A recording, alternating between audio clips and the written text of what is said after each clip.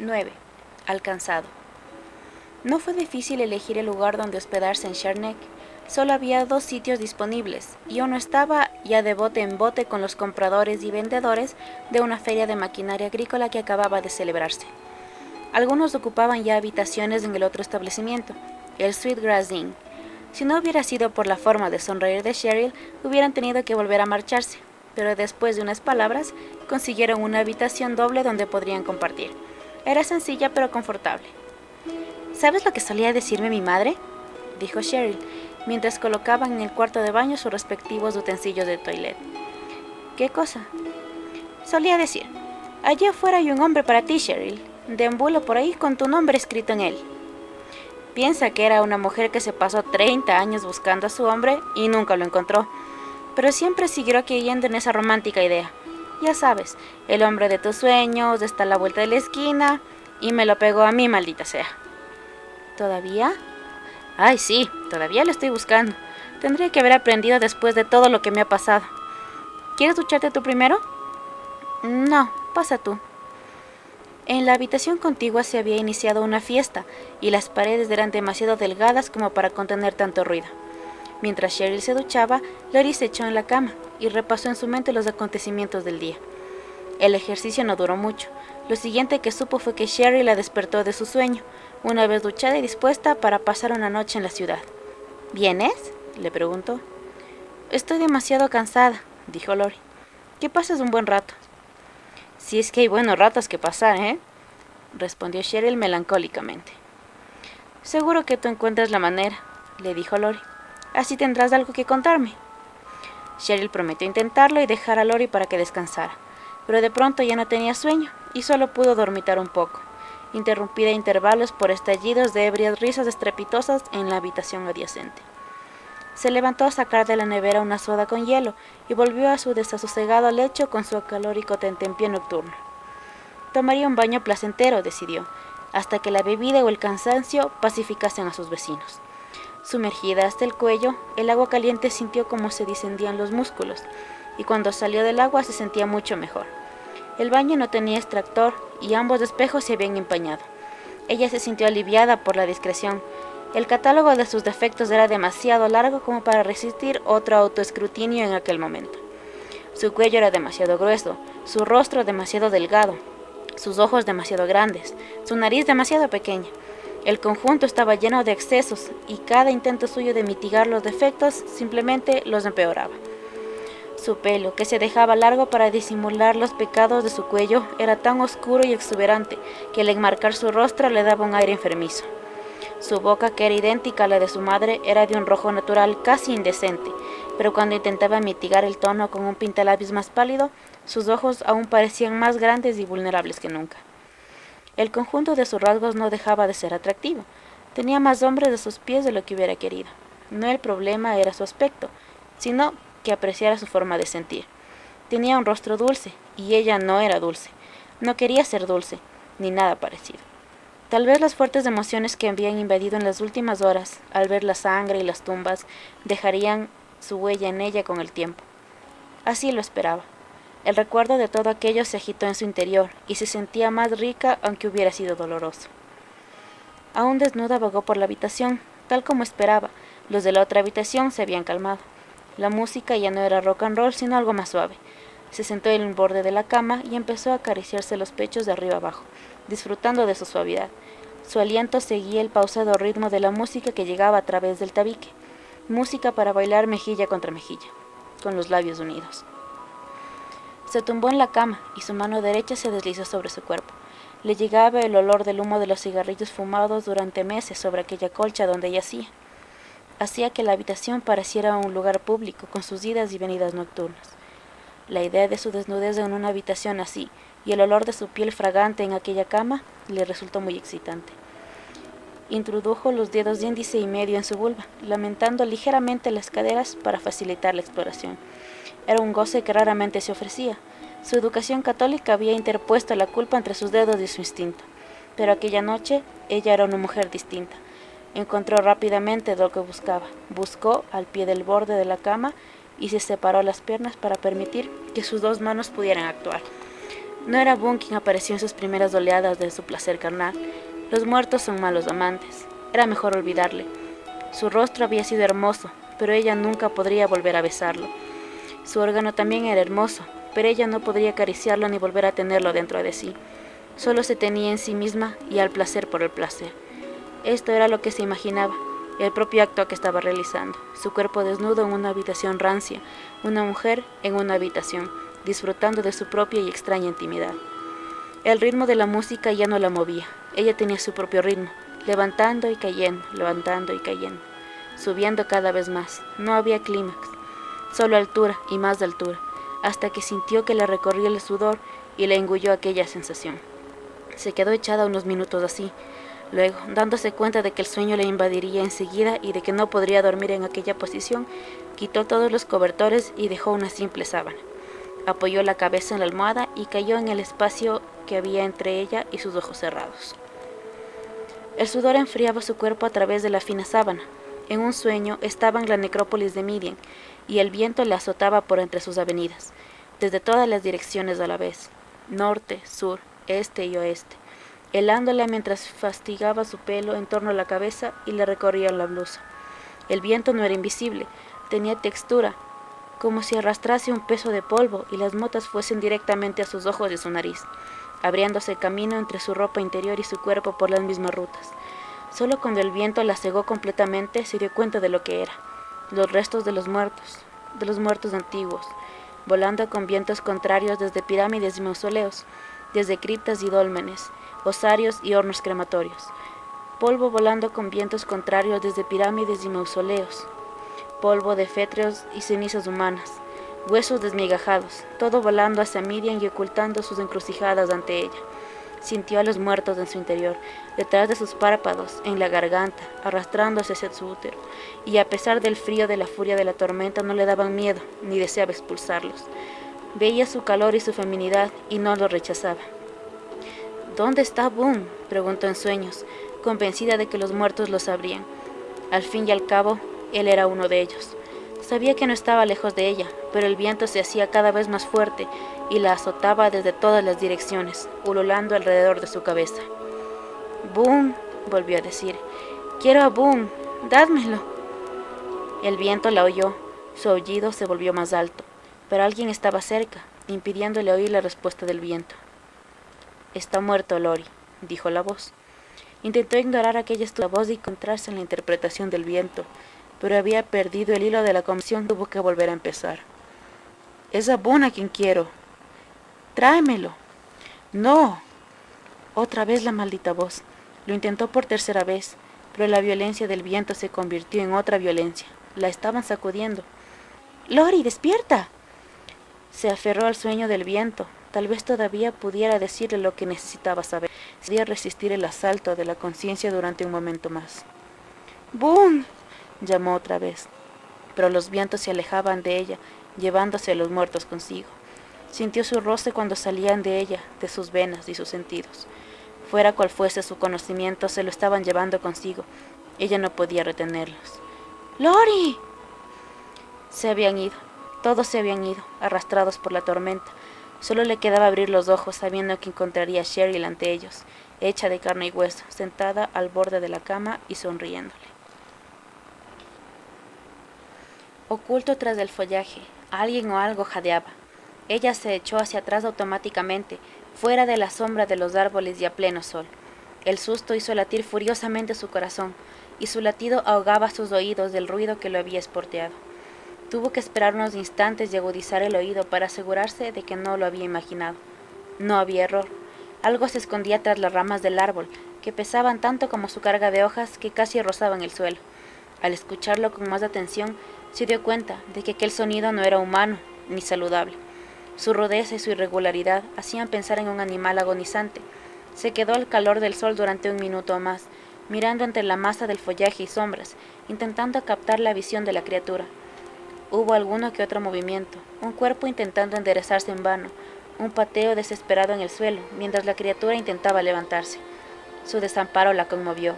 Si no hacía lo que pudiera por él, el animal moriría, ciertamente. Y sabiendo eso, la idea fue la que la puso en acción. que alguien había oído su agonía y había pasado de largo. Volvió hacia la sombra. Por un momento el jadeo cesó completamente. Quizá la criatura sintiera miedo de ella e, interpretando su acercamiento como una agresión, se preparaba para un acto final de defensa. Dispuesta a retroceder ante garras y dientes, partió las ramas exteriores y escudriñó a través de la masa de ramas. Su primera impresión no fue visual ni auditiva, sino olfativa, un olor amargo y dulce que no le resultó agradable, y su procedencia era la pálida criatura que ahora salía de la lóbrega sombra mirando a sus atónitos ojos. Era un animal joven, pensó, pero de ninguna especie conocida. Una especie de gato salvaje quizá, pero con la piel más parecida a la de un ciervo. La observó cauteloso. Su cuello estaba demasiado débil como para soportar el peso de su cabeza, delicadamente contorneada. Aunque la estaba mirando, parecía sin vida. Con los ojos cerrados, apoyó la cabeza en el suelo. La profusión de ramas desafiaba cualquier aproximación. En vez de intentar acercarse, ella empezó a romperlas para poder coger a la criatura muriente. Era de madera sólida y resistirían. A medio camino de la espesura, una rama especialmente salvaje le golpeó la cara con una fuerza tan punzante que ella lanzó un grito de dolor. Se llevó la mano a la mejilla. La piel se había desgarrado en el lado derecho de la boca. Secándose la sangre, atacó la rama con renovado vigor, consiguiendo al fin alcanzar al animal. Casi respondió a su tacto, con los ojos momentáneamente abiertos y parpadeantes, mientras ella lo cogía por el flanco y luego volviendo a cerrarlos. No había trazas de ninguna herida, pero el cuerpo que yacía bajo su mano estaba tembloroso y febril. Mientras luchaba por levantar al animal, éste empezó a orinar mojándole las manos y la blusa, pero aún así ella lo sostuvo como un peso muerto en sus brazos. Aparte de los espasmos que le recorrían el sistema nervioso, no le quedaba fuerza en los músculos. Sus miembros caían inertes, al igual que la cabeza. Solo el olor que había percibido al principio tenía cierta fuerza y se intensificaba a medida que la criatura se acercaba a su fin. Algo parecido a un sollozo llegó a sus oídos. Ella se estremeció. Otra vez aquel sonido, en algún lugar a su izquierda y levemente ahogado. Ella retrocedió y salió de la sombra y de las siempre vivas, llevando consigo al animal agonizante. Cuando la luz del sol cayó sobre la criatura, ésta reaccionó con una virulencia que contrastaba con su debilidad aparente, y se le contrajeron extrañamente los miembros. Ella volvió a la sombra, guiada por su instinto, más que por su capacidad de análisis, y concluyendo que la luz era la responsable.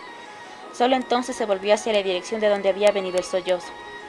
Más abajo, en la misma avenida, la puerta de uno de los mausoleos, una estructura maciza de mármol agrietado, estaba entreabierta, y en la columna de oscuridad de más allá pudo ver vagamente una figura humana. Vagamente porque iba vestida de negro y parecía llevar un velo. No acababa de entender la escena.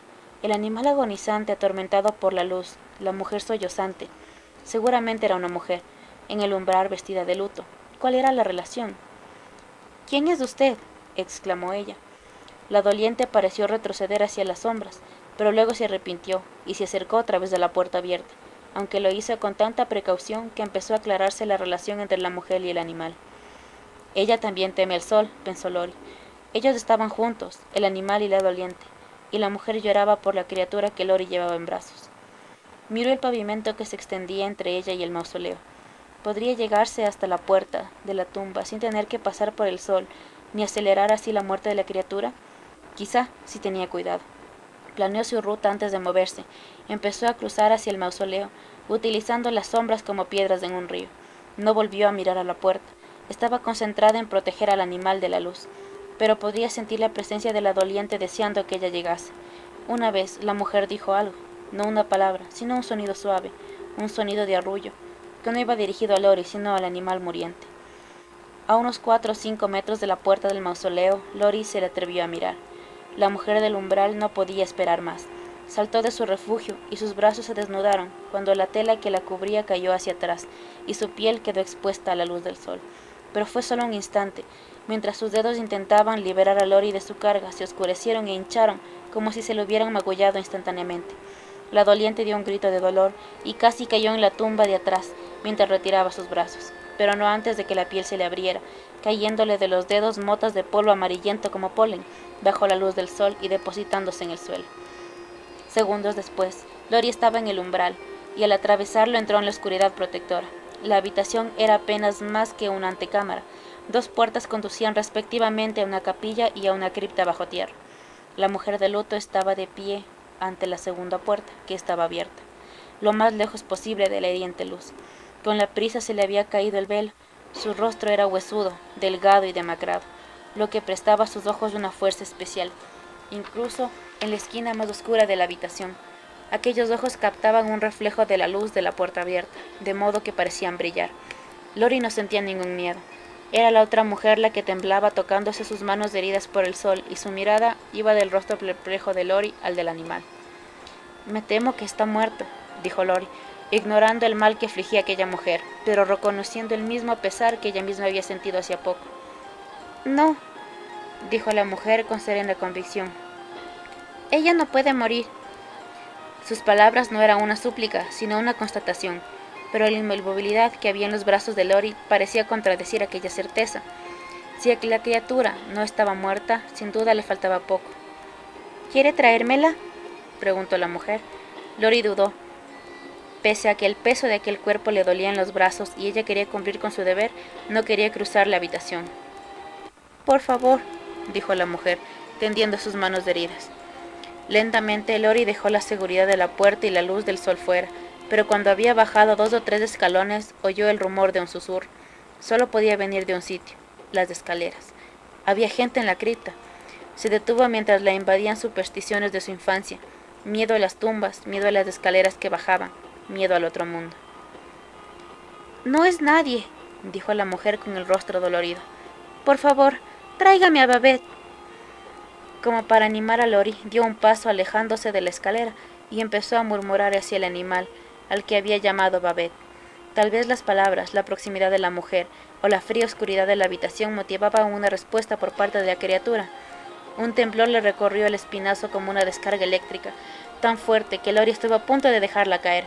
El murmullo de la mujer se hizo más alto, como si estuviera regañando a la criatura agonizante, con una ansiedad cada vez más apremiante. Pero había un problema. Lori no quería acercarse a la entrada de la cripta ni a la mujer de la puerta exterior, y en los segundos de estancamiento el animal cobró nueva vida. Una de sus garras aferró un pecho de Lori, como retorciéndose en su brazo. El murmullo dio paso a un chillido. «¡Babette!». Pero si la criatura la oyó, no dio señales de ello.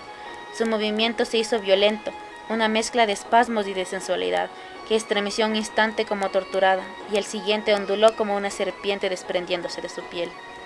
«¡No mire! ¡No mire!», oyó decir a la mujer, pero Lori no podía apartar los ojos de aquella horrenda danza. Tampoco podía entregarle la criatura a la mujer, porque la zarpa le aferraba con tal fuerza que no podía separarse sin hacerse sangre.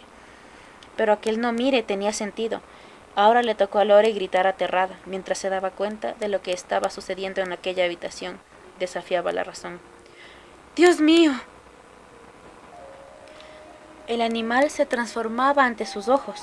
En la exuberancia del cambio de piel y los espasmos perdía su bestialidad, no reorganizando su anatomía, sino licuando su cuerpo, hasta los huesos, hasta que lo que había sido sólido se redujo a una confusión de materia. Aquel era el origen del dolor dulce y amargo que ella había percibido entre los arbustos, el olor de la bestia. En el momento en el que perdió su coherencia, la materia estaba preparada para desvanecerse, pero algo en su esencia, tal vez su voluntad o tal vez su alma, la hizo volver al acto de reconstruirse.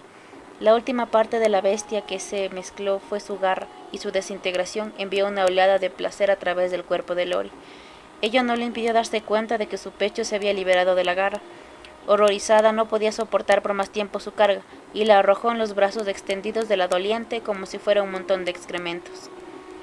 «¡Dios mío!», dijo retrocediendo. «¡Dios mío! ¡Dios mío!». En el rostro de la mujer ya no había horror, solo dicha. Lágrimas de bienvenida rodaban por sus pálidas mejillas y caían sobre la mezcolanza que sostenía. Lori miró hacia la luz de fuera. Después de la oscuridad del interior le resultó cegadora. Momentáneamente desorientada, cerró los ojos para adaptarse a los cambios de luz y sombra. Fue el ruido de un sollozo lo que le hizo abrir los ojos. Esta vez no era la mujer, sino una niña de 4 o 5 años que yacía desnuda en el lugar donde se había producido la transformación. «¡Oh, Babette!», dijo la mujer. «Imposible», replicó la razón. La delgada y blanca niña no podría ser el animal que ella había rescatado de debajo del árbol. Era un juego de manos o cualquier espejismo absurdo. Imposible, del todo imposible. «Le gusta jugar por ahí fuera», estaba diciendo la mujer mientras miraba a la niña y luego a Lori. Y yo se lo digo, nunca, nunca juegues al sol, no juegues al sol nunca, pero es una niña y no lo comprende. Imposible, repetía la razón, pero en sus tripas algo le decía a Lori que era verdad. El animal era real, la transformación había sido real. Ahora había una niña viva, llorando en brazos de su madre. Ella también era real. Cada momento que dedicaba a negar lo que sabía era un momento perdido para su comprensión. Que su visión del mundo no pudiera azotar el misterio sin quebrantarse era su responsabilidad, y un problema para otro día. Ahora simplemente quería salir a la luz, donde sabía que aquellas criaturas de forma cambiante temían seguirla. No se atrevía a apartar sus ojos de ellas hasta que estuvieran al sol, de modo que se arrastró por la pared para guiarse hasta los escalones, pero la madre de Babette quería retenerla todavía. «Le debo algo», dijo. «No», replicó Lori. «No quiero nada de ustedes». Sentía una urgencia de expresar su repulsión, pero la escena de la reunión que se desarrollaba ante sus ojos, la niña tocando la barbilla de la madre y dejando de sollozar, era demasiado tierno. El disgusto se convirtió en desconcierto, en miedo, en confusión. «Déjeme ayudarla», dijo la mujer. «Yo sé por qué usted ha venido hasta aquí». «Lo dudo», dijo Lori. «No pierda el tiempo aquí», replicó la mujer. «Aquí no hay nada para usted. Miriam es un lugar para los engendros de la noche, solo los engendros de la noche». Su voz había bajado de volumen, era apenas un susurro. «¿Los engendros de la noche?», preguntó Lori en voz más alta. La mujer parecía afligida. «Shh», dijo. «No debería decirle esto, pero se lo debo. Es lo mínimo». Lori se había detenido en su retirada hacia la puerta. Su instinto le decía que debía esperar. «¿Conoce a un hombre llamado Boone?», dijo. La mujer abrió la boca para responder. Su rostro era una mezcla de sentimientos contradictorios. Quería contestar, eso estaba claro, pero el miedo le impedía contestar. No importaba. Su duda era una respuesta suficiente. Conocía a Boone, o lo había conocido. «Rachel». Una voz emergió de la puerta que llevaba bajo tierra. Una voz de hombre. «Venga aquí», le dijo. «No tiene nada que temer». La mujer miró hacia las escaleras. «Mr. Lillisbury», dijo en tono formal. Ella ha salvado a Babette».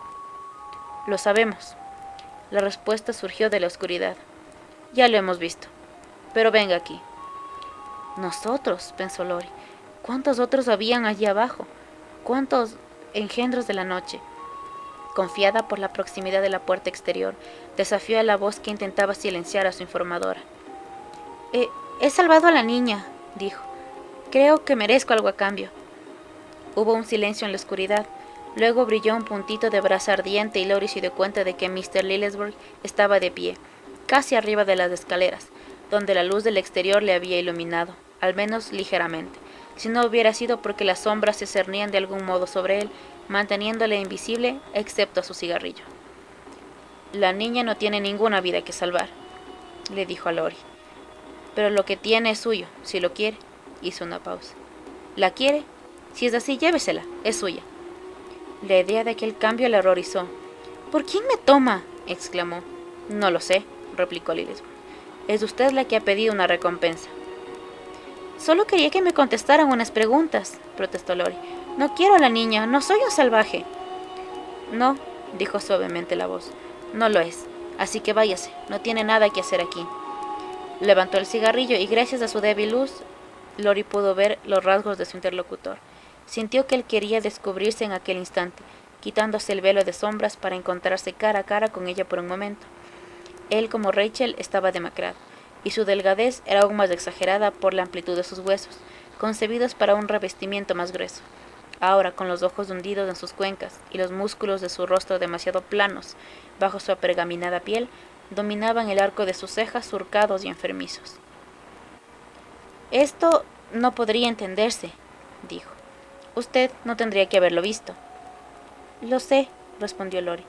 «Entonces también sabrá que hablar de ello traerá consecuencias fatales». «No me amenace». «No para usted», dijo Lillisbury, «para nosotros». Ella sintió cierta vergüenza de haberse confundido. No era ella la vulnerable. Ella podía andar a la luz del sol. «No diré nada», le dijo. «Gracias», dijo él. Alzó de nuevo su cigarrillo y el humo oscuro ocultó su rostro. «Lo que hay abajo», dijo detrás de aquel velo de humo, «permanecerá abajo». Rachel suspiró suavemente al oír esto, mirando a la niña mientras la cunaba con dulzura. «Váyase», le dijo Lilith, y las sombras que le ocultaban se movieron escaleras de abajo. «Tengo que irme», dijo Rachel y se volvió. «Olvide que estuvo aquí alguna vez. No puede hacer nada. Ya ha oído a Mr. Lilithburg. Lo que está abajo permanecerá abajo. Sí, lo ha oído. Miriam es para los engendros. Nadie de aquí la necesita». «Solo dígame», preguntó Lori, «¿está Boone aquí?» Rachel ya estaba junto a las escaleras y ahora empezó a descender. «Está aquí, ¿verdad?», dijo Lori, abandonando la seguridad de la puerta abierta y cruzando la habitación hacia Rachel. «Ustedes robaron el cuerpo». Tenía un sentido terrible y macabro. Aquellos guardianes de tumbas, aquellos engendros de la noche, impidiéndole a Boone que descansara en paz. «Fueron ustedes. Robaron su cuerpo». Rachel hizo una pausa y miró a Lori, con el rostro apenas visible en la negrura de las escaleras. «Nosotros no robamos nada», dijo. En su respuesta no había rencor. «¿Entonces dónde está?», preguntó Lori. Rachel se volvió y las sombras le ocultaron totalmente. «Dígamelo, por favor, por Dios», gritó Lori tras de ella. Súbitamente lloraba, en un torbellino de rabia, miedo y frustración. «Dígamelo, por favor». La desesperación la llevó escaleras abajo tras Rachel, convirtiendo sus gritos en súplicas. «Espere, hábleme». Bajó 3 escalones, luego un cuarto. En el quinto se detuvo. O quizás fue su cuerpo el que se detuvo. Los músculos de sus piernas se tensaron sin esperar sus instrucciones, rehusando llevarla a un escalón más abajo de la oscuridad de la cripta. De pronto se le puso la piel de gallina y el pulso le retumbaba en sus oídos. Toda su fuerza de voluntad no habría podido vencer el imperativo animal que le prohibía bajar. Lo único que podía hacer era quedarse allí pegada y mirar a la oscuridad. Hasta sus lágrimas se habían secado repentinamente y la saliva había huido de su boca, de modo que tampoco podía hablar. Tampoco quería seguir gritando en la oscuridad, por miedo a convocar a las fuerzas que allí se ocultaban. Aunque no podría verles, sus tripas le decían que eran mucho más terroríficas que Rachel y su niña bestezuela. El cambio de forma era un tacto natural, comparado con las otras técnicas que manejaban allí. Ella sintió su perversidad como una cualidad del aire, lo aspiró y expiró. Se frotó los pulmones y aceleró su corazón. Si habían cogido el cadáver de Boone como un juego, no había forma de reclamarlo. Tendría que consolarse con la esperanza de que su espíritu estuviera en un lugar más radiante. Derrotada, subió unos escalones más arriba, pero las sombras parecían recias de abandonarla.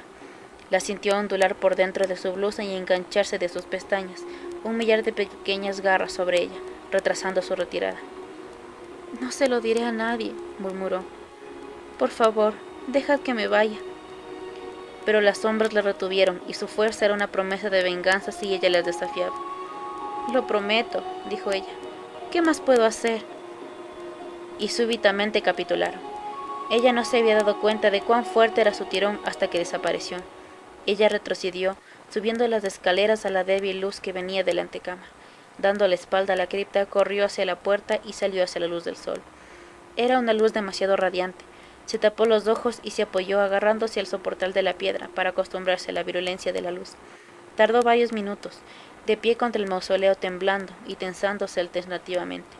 Solo cuando empezó a ver con los ojos semi-entornados, intentó andar, iniciando la ruta hacia la puerta principal, un laberinto de callejones sin salida y vías erróneas. Pero cuando llegó, ya se había acostumbrado más o menos a la brutalidad de la luz y del cielo. Pero su cuerpo todavía no apoyaba la disposición de su mente. Las piernas se negaban a andar más de unos pasos colina arriba a Miriam, amenazando con tirarla al suelo. Su sistema hacía calibriosas por el extremo de la adrenalina, pero al menos estaba viva. Durante un breve lapso de tiempo en las escaleras había corrido peligro. Las sombras que la retenían sosteniéndola por las pestañas podían haberse apoderado de ella, no tenía ninguna duda. Arrastrada hacia otro mundo y muerta. ¿Por qué la habían liberado? Quizá porque había salvado a la niña, quizá porque había prometido guardar silencio y confiaban en ella. En cualquier caso, ignoraba los motivos de los monstruos y creía que los que vivían por abajo del cementerio de Miriam merecían dicho nombre. ¿Quién sino unos monstruos anidaban entre los muertos? Ellos podían llamarse a sí mismos engendros de la noche, pero ni las palabras ni los gestos de buena fe podrían disfrazar su verdadera naturaleza.